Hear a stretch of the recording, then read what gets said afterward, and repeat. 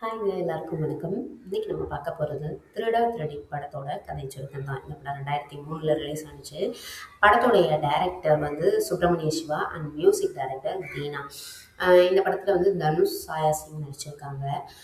தனுஷ் எப்படின்னு பார்த்தீங்கன்னா, வாசு அப்படின்ற பேர்ல வந்து இந்த படத்துல இருக்காரு. இவருக்கு வந்து எப்படின்னா, ஃபேமிலியில வந்து திட்டு வாங்கிட்டே இருப்பாங்கல்ல சில பசங்க. எந்த ஒரு வேலைக்குமே உதவாம, குடுத்த காசை கூட ஒழுங்கா வந்து செலவு பண்ண தெரியாது. வேஸ்ட்டா செலவு பண்ணிட்டு வர்றது.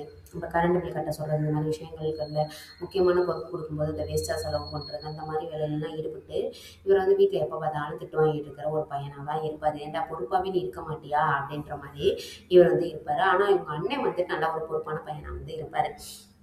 இதில பார்த்தீங்கன்னா, இதே ஊர்ல விஜி அப்படின்ற ஒரு பேர்ல தான் சாயா சிங் வந்து இருப்பாங்க. அவங்க இந்த படத்துல இருக்காங்க. இதில வந்து பார்த்தீங்கன்னா, அவங்க 2 இவர் வந்துட்டு அந்த பொண்ண ஃபாலோ பண்ணிட்டு போகும்போது, அவங்க வந்துட்டு ஸ்கூட்டி ஓட்டிட்டு போவாங்க. அப்ப இவர் வந்துட்டு ஒரு ஆக்சிடென்ட் ஆகப்போகுது அப்படின்னா, முன்னாடி வண்டி வரும். அப்போ வந்துட்டு இவர் வந்து இது பண்ணுவாரு. வண்டி, வண்டி, வண்டின்னு.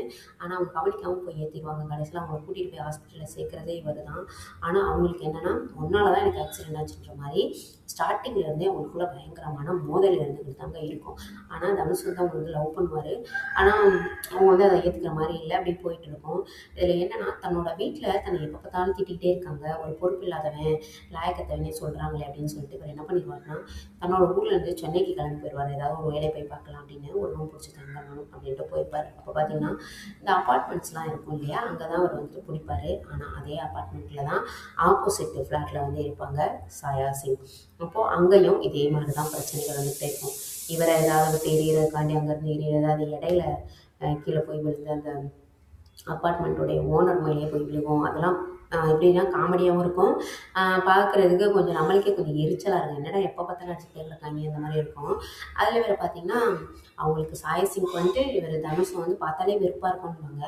ஆனா இவர் வந்து எந்த ஒரு பொண்ணுகிட்டயுமே பேசக்கூடாது. அதே அப்பார்ட்மெண்ட்ல இன்னொரு பொண்ணு இருப்பாங்க. அந்த பொண்ணு கூட சேர்ந்து சும்மா அந்த ஃப்ளாட்ஸ்லலாம் வந்துட்டு ஒரு ஒரு ஃபங்ஷன் மாரிலாம் நடத்துவாங்க இல்லையா? அந்த மாரிலாம் பண்ணும்போது இவங்க 2 பேரும் சேர்ந்து டான்ஸ் ஆடும்போது கூட அந்த ஹீரோயினுக்கு வந்து பிடிக்காது. அது கூட அவங்களுக்கு டென்ஷன் ஆகும். அந்த மாரி தான் இருப்பாங்க. இவங்களுடைய லவ்வையும் ஏத்துக்க மாட்டாங்க. ஆனா இவங்க யார்ட்டயும் பேசவும் கூடாது. அந்த மாரி ஒரு கேரக்டர்ல தான் சாயா சிங் வந்து இருப்பாங்க. ஆனா அவங்களுடைய அப்பாவுக்கு ஒரு பிரச்சனை வரும்போது யாருக்கு சாயா சிங்கோட அப்பாவுக்கு ஒரு பிரச்சனை வரும். அப்ப இவர் தான் போய் காப்பாத்துவாரு. அப்பலாம் பார்த்தீங்கன்னா, சாயா சிங் வந்து தனுஷ் வந்து உண்மையிலே லவ் பண்றாங்கிறத அப்பதான் வந்து புரிஞ்சுப்பாங்க. ஆனா அவங்க தனுஷோடைய அப்பா, அம்மாலாம் இவர பார்க்கறதுக்காக சென்னை வரும்போது தான் இவர் வந்து பொறுப்பா ஒரு வீடு புடிச்சு தங்கி ஒரு வேலை பார்த்து ஐடி கம்பெனில ஒர்க் பண்ணுவாரு. ஒர்க் பண்ணி நல்லா வச்சுக்கிறாரு அப்படின்ற ஒரு விஷயமே, ஒரு பொறுப்பானவனா மாறிட்டான் அப்படின்ற ஒரு விஷயம் அவங்களுக்கு தெரியும். அப்பதான் தன்னோட பையன நினைச்சு கொஞ்சம் பெருமைப்படுவாங்க. சரி, எந்த ஒரு இதுக்குமே லாயக்கு இல்லைன்ட்டு நினைச்சோம். ஆனா ஒரு பொறுப்பா தான் இருக்கான். காசு சம்பாரிக்கணும். வீட வந்து நல்லா வச்சுக்கணும். வீட்லலாம் இப்படி இருக்க மாட்டியேடா! இப்ப அடுக்கி வச்சிருக்கியே வீடெல்லாம் அழகா அப்படின்ற மாரி ஆர்கனைஸ் பண்ணி வச்சிருக்கேன்ற மாரி பேசுவாங்க.